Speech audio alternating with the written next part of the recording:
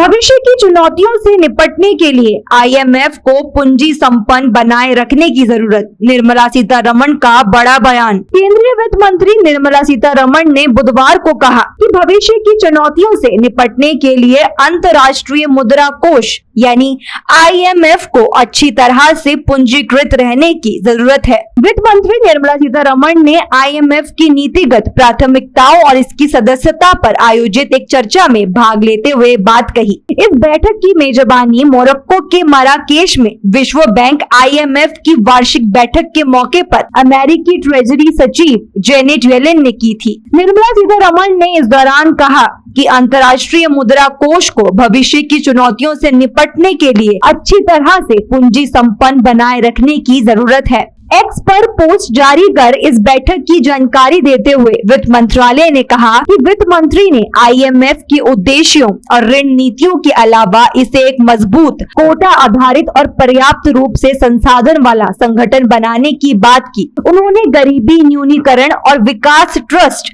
की फंडिंग और आईएमएफ के परिचालन सुधारों पर भी चर्चा की। निर्मला सीतारमण ने G20 समूह की प्राथमिकताओं का भी जिक्र किया। साथ ही उन्होंने वैश्विक चुनौतियों के लिए समन्वित और सर्वसम्मति पर आधारित समाधान की दिशा में आगे बढ़ने के लिए बहुपक्षवाद के महत्व पर भी प्रकाश डाला। उन्होंने कहा कि मुद्रा कोष का खास ध्यान रखना चाहिए, वृद्ध आर्थिक निगरानी और नीतिगत मार्गदर्शन पर होना चाहिए। इसके अलावा सदस्यता की बढ़ती जरूरतों को ध्यान में रखना होगा। वित्त मंत्री ने आईएमएफ के कार्यकारी बोर्ड में कामकाज संबंधी सुधारों और लैंगिंग को भारत का समर्थन दिया। उन्होंने कहा कि भारत में हाल ही में महिलाओं को संसद और विधानसभाओं में 33% सीटें आरक्षित करने के कानून को पारित किया गया है। बयान के अनुसार निर्मला सीतारमण ने अंतर अमेरिकी विकास बैंक यानी आईडीबी के अध्यक्ष इलान गोल्ड फैजान से भी मुलाकात की। इस दौरान दोनों के बीच मौजूदा विकास चुनौतियों एवं अवसरों पर चर्चा हुई। गौरतलब है कि वित्त मंत्री निर्मला सीतारमण 11 से 15 अक्टूबर तक मोरक्को के 5 दिवसीय